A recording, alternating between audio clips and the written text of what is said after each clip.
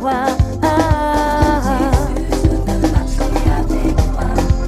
Mon Dieu, mon roi, je veux marcher avec toi, Jésus. Car de l'envoûtement, de la sorcellerie, du filet de l'oiseleur, oui, de la pauvreté, éternelle.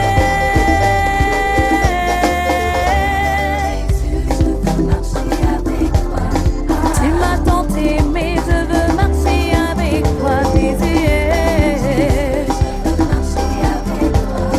Tu m'as choisi, je veux marcher avec toi. Si tu ne prêches pas Jésus, il y a des choses que tu vas rater. On va voir ça. Parce que tu n'as pas encore compris que Dieu t'appelle. C'est pour ça que ce qui te manque là. Alléluia. C'est pour ça que tu as un besoin là. Il n'y a pas de hasard, il n'y a pas d'accident. Ce qui doit arriver dans ta vie doit arriver. Tu es bloqué là, tu n'arrives pas parce que tu ne veux pas, effectivement, ou plutôt, on ne t'enseigne pas, ou bien tu ne peux pas t'asseoir, ou bien tu n'es pas sensible. Quelqu'un t'a dit, te dit ça quelque part. Que simplement lève-toi et sers Dieu. Amen. Vous allez continuer à lire le reste. Dieu veut édifier 1 Corinthiens 14, 5. Et Dieu veut aimer. Matthieu chapitre 5, verset 44. Lis-moi ça. Matthieu chapitre 5, verset 44. Ensuite, on va prendre Matthieu 5, à partir du verset 44. Mais moi, je vous dis, aimez vos ennemis, bénissez ceux qui vous maudissent, faites du bien à ceux qui vous haïssent, et priez pour ceux qui vous maltraitent et qui vous persécutent. Ça, regardez, il dit, c'est ainsi. Un jour, j'avais prêché, sur la perfection existe sur Dieu. Dans mon regard, j'ai dit non, j'ai pris les Écritures. Elle dit, c'est ainsi que vous serez parfaits, comme votre Père qui est dans les cieux. Tu bénis celui qui te maudit. Celui qui te parle en mal, parle en bien. Celui qui te cherche des problèmes, trouve une solution. Celui qui est fâché contre toi, fais la paix avec lui. Celui qui t'attaque, toi recule. Pourquoi? Parce que la même bouche ne peut pas sortir, n'est-ce pas? L'eau douce et l'eau amère. Parce que je vais être parfait, je vais être leader, je ne suis pas orgueilleux. Oh non, il croit qu'il y a pas. Non, non, non, je suis au-dessus de ça. J'aime raconter cette parabole-là. Deux femmes se détestaient. En fait, une détestait l'autre.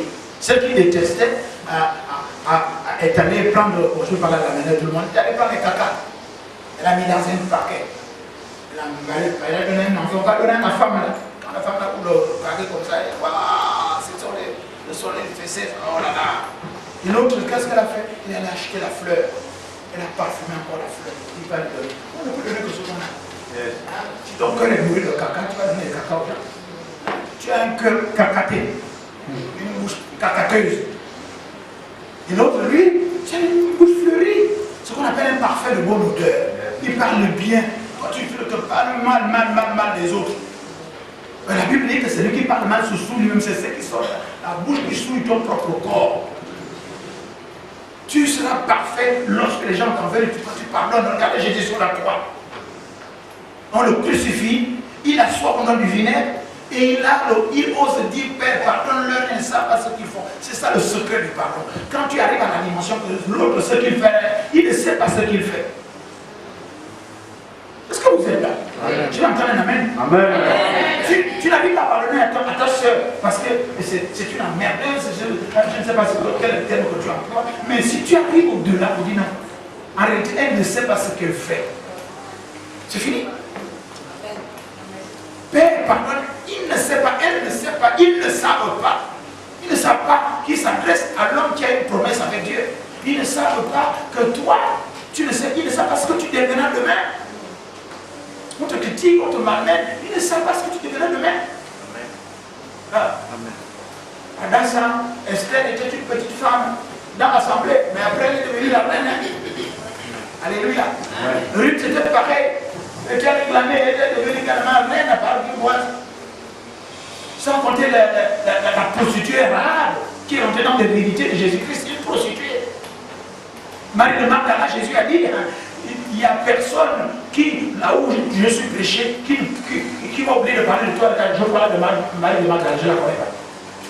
Dis, mais tu parles, partout on parlerait de mon parent aussi de toi. Alléluia. Amen. Vous êtes là? Vous avez besoin d'aimer les gens. Vous n'aimez pas les gens, mais vous aimez leur argent. Vous n'aimez pas les gens, mais vous aimez leur maison. Il y a même des enfants qui n'aiment pas leurs parents. Oh non, la vieille aussi, elle exagère. Donc tu vieillis déjà ta mère, la vieille, le vieux. Moi c'est carrément le boss, on m'appelle le boss. Donc le patron de la mafia. Le boss. Marc chapitre 6.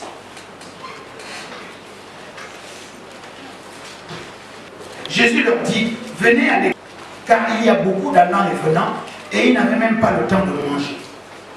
Verset 32, ils partirent donc dans une barque pour aller à l'écart dans un lieu désert. Beaucoup de gens les virent s'en aller et les reconnurent, et toutes les villes alentour à pied, on les dévança au lieu où ils se rendaient. Waouh! Quand il sortit de la barque, je suis verset 34, Jésus vit une grande foule et fut ému de compassion pour eux, parce qu'ils étaient comme des bébés qui n'ont point de berger. Il se mit à leur enseigner beaucoup de choses. Verset 35, comme l'heure était déjà avancée, ses disciples s'approchaient et lui dirent, ce lieu est désert et l'heure est déjà avancée. C'est ça qu'on te dit. Tu es déjà une vieille ouvrière, tu ne peux plus aller en mariage, c'est faux. C'est pas avancé. C'est là, c'est le bon temps d'aller en mariage. Il dit au verset 36, renvoie-les afin qu'ils aillent dans les campagnes et dans les villages, les environs, pour s'acheter de quoi manger. Ici, là, quand quelqu'un vient avec un problème, ne le renvoie pas. Même si tu dois retourner dans ton église, c'est ce qu'on va voir. Jésus leur répondit, donnez-leur vous-même à manger. Mais il dit, ils ont acheté des pains pour 200 deniers et leur donnons à manger. Il leur dit, combien avez-vous de pain?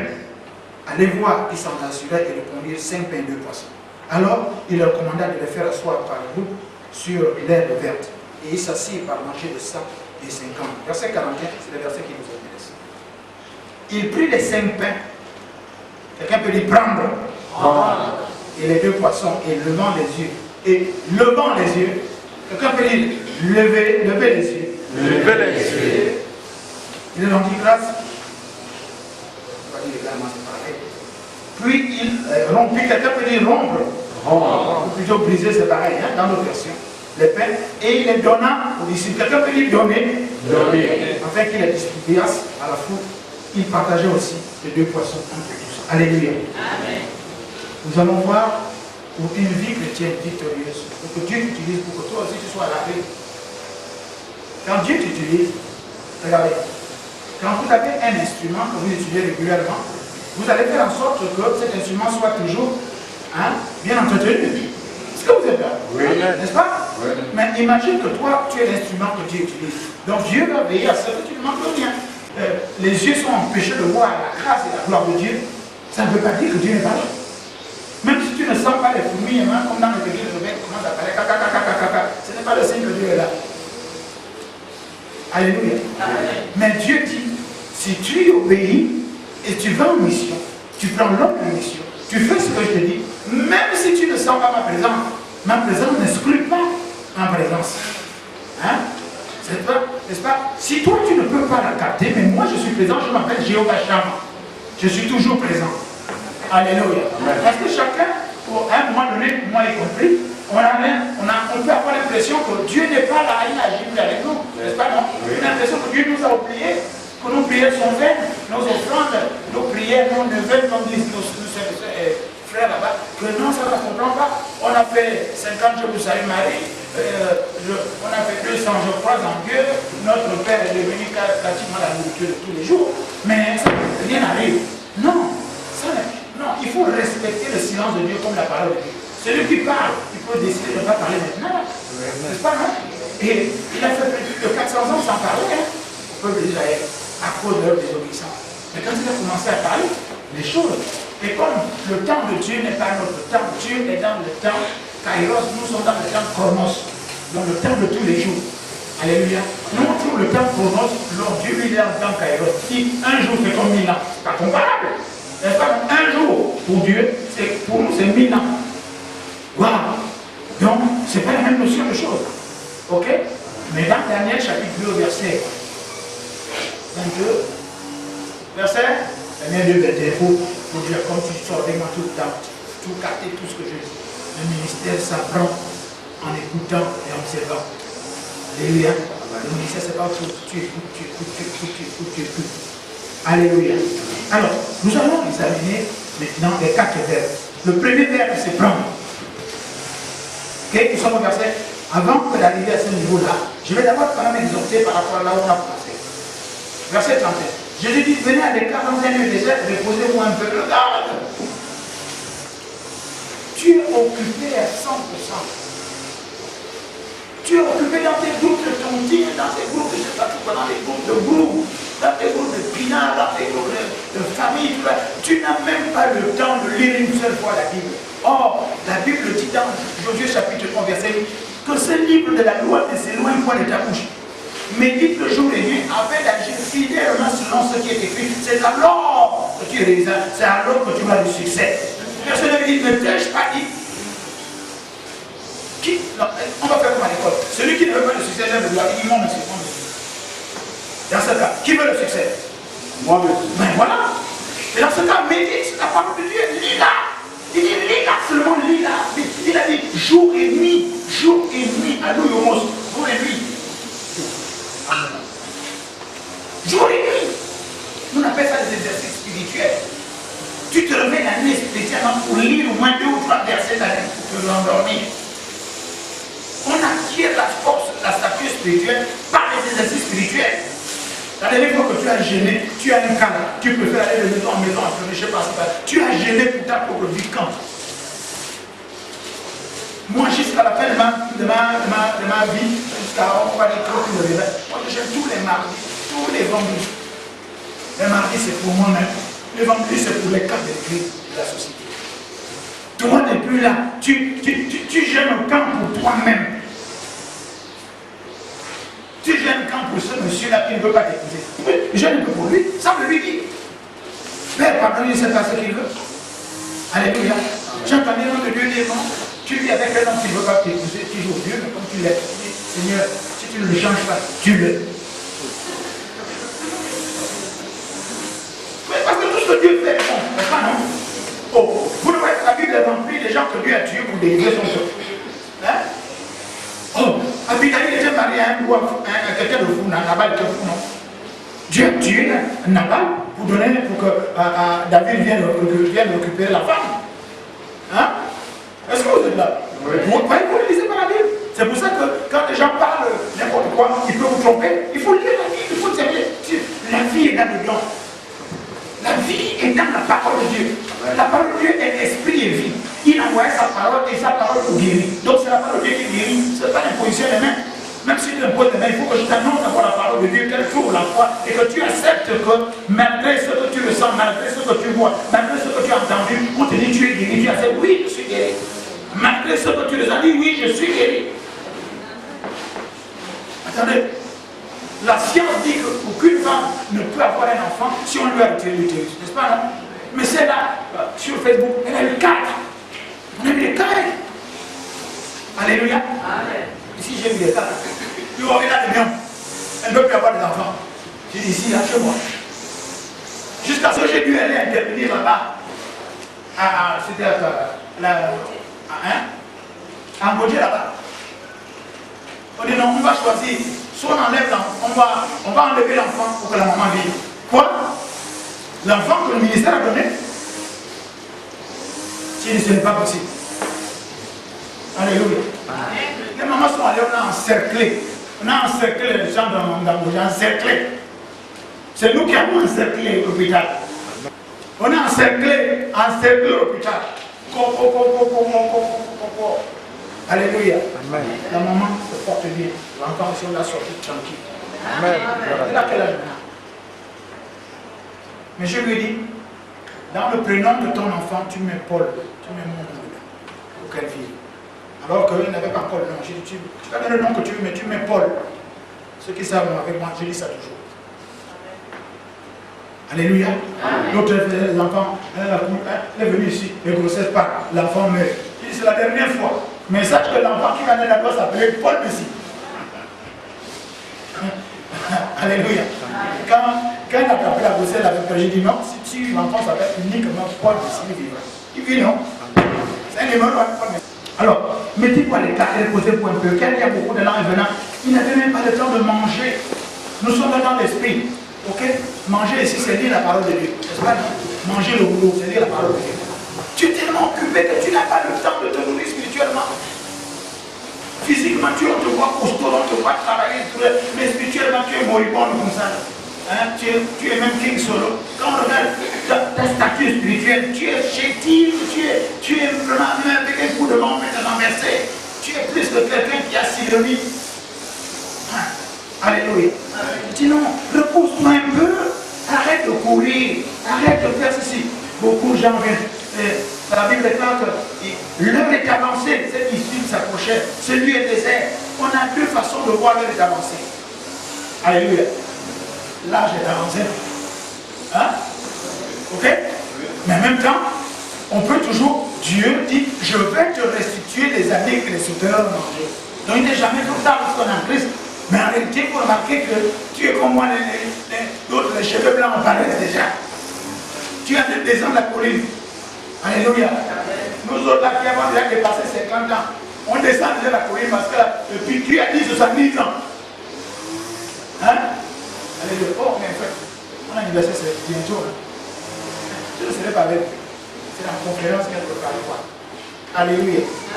Et vous voyez que maintenant, j'ai 58 ans, je vais encore m'embêter pour les choses qui viennent. 58 ans, bien sonné. Je suis un coco, moi. J'ai fait le tour de la chose. Il n'y a plus rien qui m'influence. Qui va dire, attends, il y a quoi? Ce n'est pas une affaire de couleur. Ce n'est pas une affaire de race. Non, non, non. C'est qu'on a dit non, mais ça, on s'arrête. On s'arrête. Simplement, papi. Hein? Donc, alors, on arrête. Et toi? Parce que tu estimes que tu as 23 ans naturel. Mais non, ça avance. Hein? Moi, quand j'avais 23 ans, je pensais que quand quelqu'un a 50 ans, il est déjà vieux. Mais moi, j'en ai 58, je me sens bien. Amen. Je suis désolé, je me sens bien. Si vous voulez m'enterrer, ce ne sera pas maintenant. Hein? Ça fait longtemps. Ça fait longtemps que tu vas vous prêcher l'évangile. Parce que justement, nous qui prêchons l'évangile, sans le compromis, sans ajouter quoi que ce soit, sans être influencé, on vit longtemps. Vous voyez les jeunes pasteurs mourir vite là parce qu'ils veulent le succès. Or, en Christ, ce n'est pas nous le succès. Le succès, c'est Christ. Les gens veulent voir Christ en nous. Les gens veulent qu'on leur présente Christ. Ce n'est pas nous qu'on doit voir. C'est Christ. C'est pour ça que quand je descends de là, j'enlève tous ces constats-là parce qu'ils doivent me présenter bien. Je me mets ma bouche, on va là tranquillement avec ma voiture bâchée, ni vu ni connu. Les gens ne m'attendent même pas. Les grosses voitures là, j'ai carré. Les gens me disent non, c'est Christ qu'on doit voir. C'est pas parce que quelqu'un a une grosse voiture que Dieu l'a béni, c'est faux. C'est faux. Mais en réalité, il y a déjà des voleurs, des manipulateurs. Amen. Le ministère, c'est l'impact dans la vie des autres. Jésus n'avait que 12 personnes, même pas une église géante. 12 personnes, il les a impactées. Il continue jusqu'aujourd'hui. Alléluia. Amen. Moi, quand vous êtes là, je me sens responsable de vous. Sauf si vous ne venez pas me voir. Sauf si vous ne voyez pas votre pasteur. Alléluia. Amen. Si vous voulez me voir, me rencontrer, je fais le travail, je vous donne le délai, je prophétise sur le délai. Alléluia. Amen. Mais en même temps, si vous ne connaissez pas Christ, ça ne vous servira à rien. Parce que vous pourrez faire après quelque chose de périssable. Alléluia. J'aime bien bénir. Quelqu'un me dit non, papa, je sais pas, je n'arrive pas à me marier, je vais avoir des enfants et tout le reste. J'ai dit bon, d'accord, mais cherche Christ d'abord. Et le reste des enfants te seront donnés. Maintenant, je regarde dans sa position du tabernacle, c'est-à-dire la position de sa vie, où est le problème? Parce qu'il peut s'agir aussi, effectivement, tu crois, mais quelqu'un a mis un verrou quelque part. Et mon ministère, c'est de découvrir le verrou, il l'a enlevé. On ne paye rien, tu payes juste la sacrifice, c'est-à-dire que tu payes l'offrande que Dieu lui demande. Jésus m'a dit, je te donne gratuitement, toi aussi tu donnes gratuitement. Alléluia. Amen. Quel bonheur de voir que quelqu'un a été béni, même s'il sort de l'église. Ça va, non? Ça veut dire que Christ travaille avec nous. Alléluia. Regardez, maintenant on arrive. Verset 41, on va sauter directement. Il prit les 5 pains. Wow. Les gens viennent à Jésus. Les gens ont suivi et ils ont précédé Jésus. Je voudrais rappeler que notre mission dit que fait de toutes les nations les disciples, n'est-ce pas? Oh, les gens te voient sortir de chez toi pour aller à l'église, ils ne te suivent pas. Tu sais pourquoi? Parce que tu ne les influences pas. Ta vie ne les influence pas. Ta façon de faire ne les influence pas. Ta façon de parler les éloigne même. Ta façon même de t'habiller, ton attitude éloigne les gens. Oh, quand tu sors, tu vas à l'église. Oh, l'église t'a changé. Moi aussi, je vais aller dans ton église.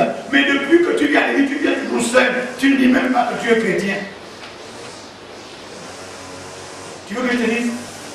Tu n'auras rien moins que tu suives ce qu'on va voir là. Les hommes viendront après toi et ils nous partiront. Mais toi, tu seras au même point. Même si tu es fidèle au ministère, on ne parle pas de fidélité, on parle de la loyauté en Christ, à la parole de Dieu, obéissant à la parole de Dieu.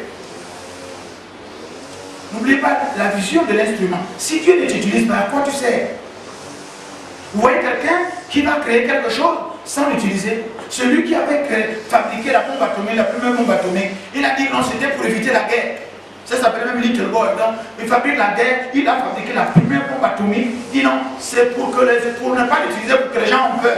Ça finit par quoi? Être utilisé, non? Donc Dieu va créer quelque chose qui ne sert à rien. Dieu t'a créé pour que tu serves à quelque chose. Donc comment être utilisé par Dieu? La première chose que Dieu va faire, c'est quoi? C'est qu'il va te prendre. Oh. Quelqu'un dit pas amen. Donc Jésus va prendre ce que tu lui donnes. La Bible est là, ils sont allés. Et puis, c'est la première multiplication de pain. Je vais seulement aller en profondeur. Ça, c'est un cours de l'histoire de théologie. Maintenant, on va rentrer on va décortiquer. Personne ne mange un pain entier, non? Dans la bouche directement. On doit briser le pain, non? Oui. Voilà, donc on va aller. Et les gens ont suivi Jésus toute la journée. C'est pour te dire que toi, qui suis Jésus depuis un bon bout de temps, qui vient à l'église, qui suit la parole de Dieu, il y a arrivé un moment, peu importe le temps, que toi aussi tu vas manger. Amen. Les disciples ont même dit non, renvoie-les parce qu'on n'a pas, il n'y a pas à manger, les gens sont fatigués. Écoutez, si quelqu'un te dit, tu n'es pas fatigué d'aller à l'église, tu dis non. Tu n'es pas fatigué de prier, tu dis non. Tu n'es pas fatigué d'espérer, tu dis non. Tu n'es pas fatigué de cette vie-là, tu dis non. La seule vie que je ne veux pas, c'est la vie du monde. Alléluia. C'est des disciples qui disent à Jésus, renvoie la foule. Oh, nous les pasteurs. Les disciples ici, les pasteurs. Ils disent non, je suis fatigué, allez, ça suffit. Ça suffit. Je l'ai déjà trop payé pour tout le monde. Allez, je suis fatigué, je vais aller me reposer. Oh, la Bible dit mon serviteur ne connaîtra point de repos. C'est pour ça que j'ai hérité ça chez les catholiques. Quand on a commencé la confession, il y a des gens qui rentrent, ils font une heure avec le Père. Ils racontent, bénissez mon Père parce que j'ai péché. Une pensée, une parole, par action, par action. Oui, ma fille raconte, tu commences à raconter. Il y en a qui amènent la liste de tous les associés. Associés du cœur, associés du pied, associés des... Voilà. Bon, oui, je vais te bénir maintenant. Donc tu vas me réciter 5 ans, je vous salue Marie, 10 notre Père et 5 je crois en Dieu. Va en paix, ma fille. Voilà. Ils sont là-bas. Mais nous, les chrétiens de réveil, oh, prostituée.